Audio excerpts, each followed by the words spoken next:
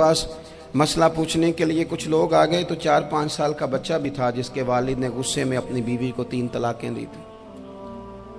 تو چھوٹا سا بچہ، کپڑے بھی پھٹے پرانے، اور حالت بتا رہی تھی کہ غریبی ہے. تو جب میں نے مسئلہ بتایا کہ 3 طلاقیں ہو گئی ہیں تو واپس جانے لگے، تو بچہ مجھ سے کہتا ہے، دیہاتی آدمی تو کہنے لگا، مولوی صاحب میری اماں تے نانی کہنی اسن پوچھ کے آئی آپ کہ ہن اسی لہدا لہدا ہی رہنا ہے.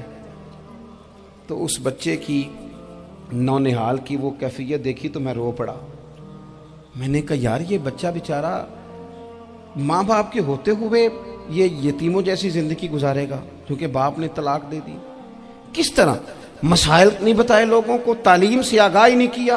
اور اس میں بہت بڑا ظلم ہے ان لوگوں کا بھی جو جنازے پہ کھڑے ہو کے تو کہہ دیتے ہیں، میری طرح کے لوگ اچھے علماء کی بات نہیں کرتا، وہ کہہ دیتے ہیں دیکھو جن لوگوں کو جنازہ نہیں آتا. بھئی آپ نے کس دن عشاء کے بعد کلاس لگائی تھی جنازہ سکھانے کی؟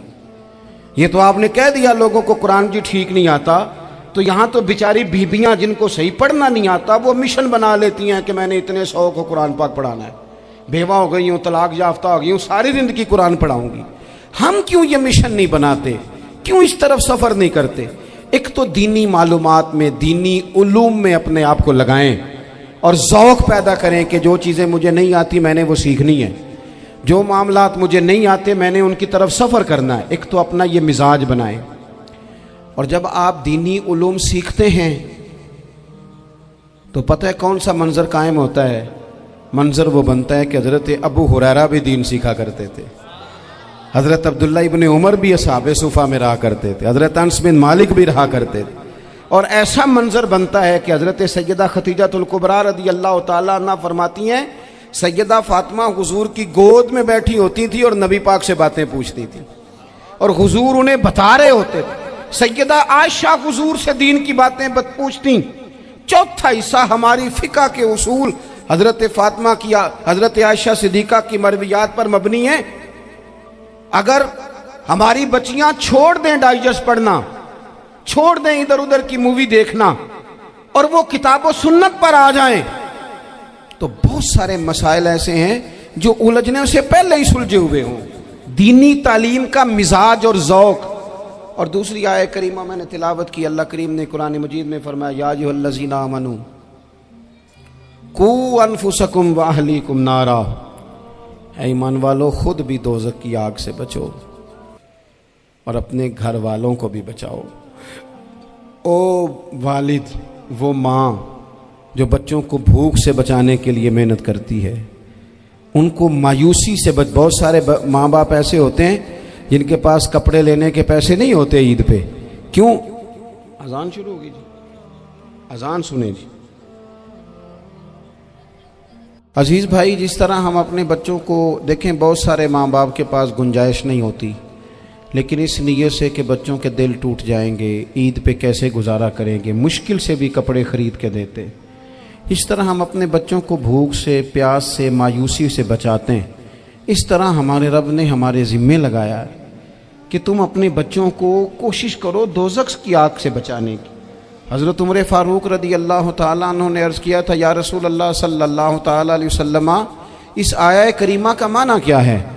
تو محبوب کریم علیہ السلام نے فرمایا عمر، جن چیزوں کا اللہ تمہیں حکم دیتا ہے تم اپنے گھر والوں کو ان چیزوں کا حکم دو. جن چیزوں سے رب رسول تمہیں منع کرتے ہیں اپنے گھر والوں کو ان سے روکو. اپنے گھر کے اندر نفاذ دین کرنے کی کوشش کرو.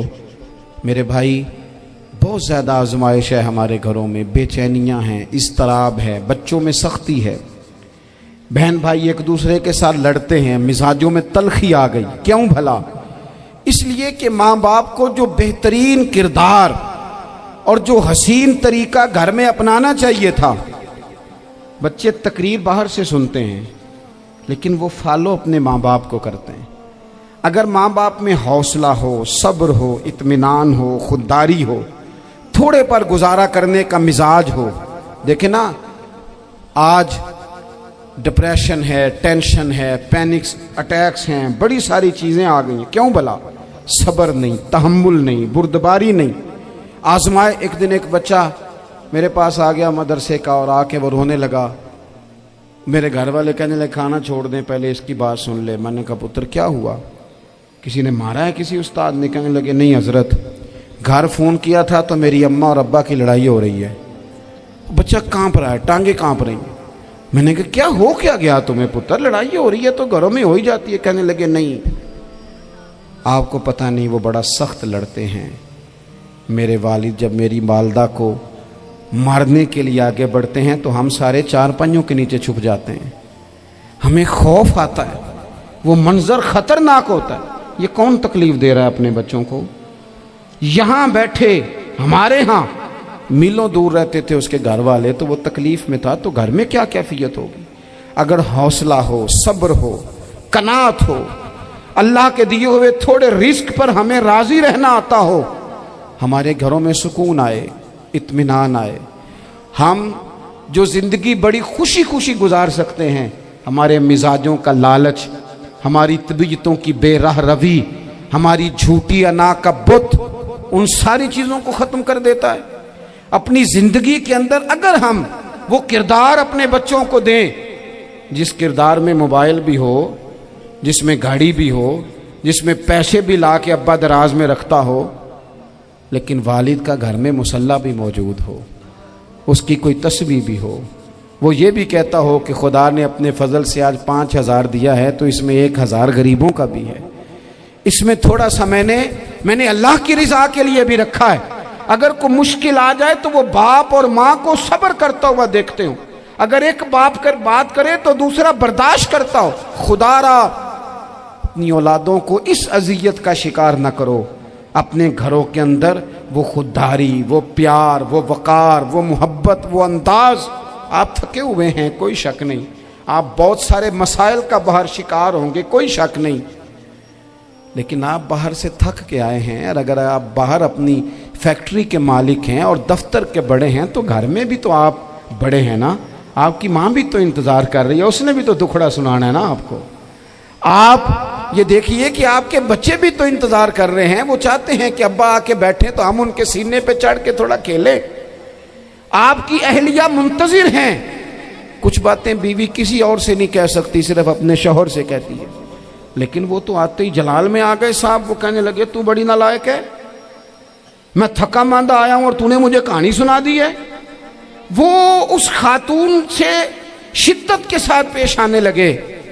میرے رسول پاک کی حیات نور کو دیکھو، حضرت ام ایمن حضور کی رضائی والدہ ہیں، ان کی بھی خدمت ہو رہی ہے، حضرت حلیمہ سعدیہ آ رہی ہیں تو خدمت ہو رہی ہے، حضرت عباس حضور کے چچا ہیں تو کریم فرماتے ہیں میرے چچا ہیں باپ کی جگہ پہ۔ حضور دوست احباب صحابہ غلاموں سب کے ساتھ پیار کر رہے ہیں، 9 ازواج مطہرات ہیں گھر کے اندر، اور کیفیت یہ ہے کہ حضور صرف ان کی ضرورتوں کا ہی خیال نہیں کرتے، خواہشات کا ہی خیال نہیں کرتے، بلکہ میرے کریم کا طریقہ یہ ہے کہ کوئی بندہ آج بول کیا رہا ہے، وہ کہاں کھڑا ہے آج، اس کے جملے کس طرح کے ہیں، اس کا لہجہ کس طرح کا ہو گیا ہے اور اسے ٹھیک کیسے کرنا ہے، محبوب اس کا خیال فرماتے، توجہ کرتے۔ میں کہتا ہوں کہ ہم سب کو شوق آیا ہے آرام کرنے کا۔ میں صبح 11 بجے سے پہلے اپنے گھر سے نکل آیا تھا، اور یہ وقت آ گیا ہے اور رات کو خدا جانے کس وقت گھر پہنچنا ہے۔ کئی دفعہ کیفیت یہ ہوتی ہے کہ گاڑی سے اترتے ہیں تو پھر دل کرتا ہے کہ کوئی اٹھا کے چلائے نہ کبھی۔ اس کے باوجود بہت سارے لوگ ناراض رہتے ہیں کہ ہم سے مل کے نہیں گئے، فوٹو نہیں کھنچوا کے گئے، فلانی جگہ چائے نہیں پی کے گئے۔ یہ تسلسل ہے، لیکن میں جتنا مرضی تھکا ماندہ گھر جاؤں گا نا، کبھی ایسا نہیں ہوا کہ میں گھر جاؤں تو بڑی ٹینشن میں جاؤں۔ میری گھر والی ایک دن مجھ سے کہنے لگی آپ نے کبھی نہیں کہا کہ میں تھکا ہوا آیا، بندہ تھک بھی تو جاتا ہی ہے نا، کبھی کہاں کرے نا۔ میں نے اسے کہا پتہ کیوں نہیں کہتا، اس لیے نہیں کہتا کہ میں نہیں چاہتا کہ میرے بچے یہ کہیں کہ ہم نے دین نہیں پڑھنا، ہمارا باپ تو بڑی مشکل میں ہے۔ ہم اپنے کام کے بارے میں اپنے گھر میں شکوے کرتے ہیں۔ آپ کسی بچے سے پوچھ لیں کون سا کام کرنا ہے، کہ جڑا ابا جی کر دے رہے ہیں وہ نہیں کرنا۔ کیوں کہ ابا جی ہر روز تو کہتے ہیں میں بڑا الجھ گیا ہوں، یہ کام بڑا مشکل ہے۔ میں چاہتا ہوں کہ میں اپنے بچوں کو یہ بتاؤں کہ پتر میں تو جدھر جاتا ہوں پھول ہی پھول ہیں، میں تو جدھر سے گزرتا ہوں محبت ہی محبت ہے، میں تو جدھر سے دیکھتا ہوں دعائیں ہی ملتی ہیں، تاکہ ان کا شوق پیدا ہو۔ میرے عزیز، آپ تھوڑا سا دل بڑا کریں۔ اگر آپ ایک کی وجہ سے پورا گھر سکون میں آ جاتا ہے تو آپ دل بڑا کیوں نہیں کرتے؟ جگہ ڈھونڈتے ہیں بس مجھے کوئی تنگ نہ کرے، کوئی میری باپ ماں بدولت کو کوئی پریشان نہ کرے۔ بخاری شریف سنیے، حضرت عائشہ صدیقہ رضی اللہ تعالیٰ عنہ بیٹھی ہیں، حضور فرمانے لگے عائشہ آج ایک بات نہ بتاؤں تمہیں؟ یا رسول اللہ بتائیے۔ حضور فرمانے لگے جب تم مجھ سے ناراض ہوتی ہو تب بھی مجھے پتہ چل جاتا ہے، اور جب راضی ہوتی ہو پھر بھی پتہ چل جاتا ہے۔ تو حضرت سیدہ عائشہ صدیقہ بات سن کے بڑی خوش ہوئیں، یا رسول اللہ وہ کیسے؟ حضور فرمانے لگے کبھی کبھی تم قسم اٹھاتی ہو۔ یا رسول اللہ ہاں۔ فرمایا جب ہوتی ہو نا راضی، خوش، تو پھر کہتی ہو مجھے رب محمد کی قسم صلی اللہ علیہ وسلم، پھر تم میرے نام کے ساتھ رب کریم کا نام ملا کے قسم اٹھاتی ہو، رب محمد کی قسم۔ یا رسول اللہ بالکل ایسے ہی ہے۔ اور فرمایا جب تمہارے دل میں کوئی بات ہوتی ہے نا تو پھر تم کہتی ہو مجھے رب ابراہیم علیہ السلام کی قسم، پھر تم رب محمد نہیں کہتی۔ یہ بخاری مسلم میں موجود ہے۔ حضرت عائشہ صدیقہ نے تو بات سنی تو کھل گئی طبیعت، کہنے لگی کریم صدقے جاؤں، یہاں تک خیال فرماتے ہو؟ کس کے جملے کہاں پہنچ گئے، یہاں تک خیال ہے؟ فرمایا مجھے پتہ چل جاتا ہے کہ تمہاری کیفیت کیا ہے، کہاں کھڑی ہو۔ اور بھئی ہم تو اپنی ماں کا بھی خیال نہیں رکھتے۔